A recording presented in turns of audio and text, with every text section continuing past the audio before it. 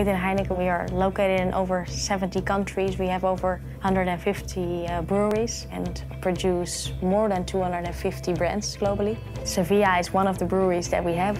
That's one of the breweries where also multiple brands are produced.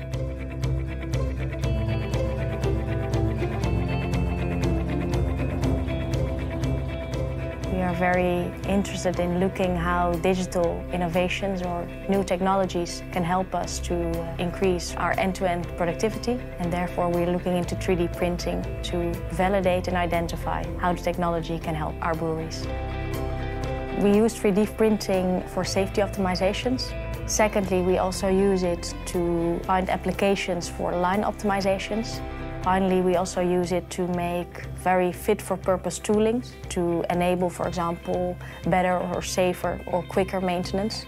So we have multiple purposes where we use it for, and I think there will be even more purposes in the future.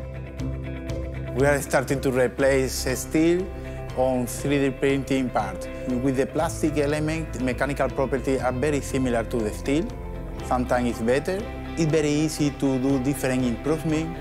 We can reduce the loss of the material.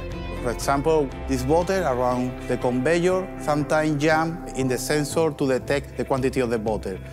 This is a problem because normally it's a jam of different bottles. Now we create a modification in this sensor in order to it's impossible to produce the jam in this element.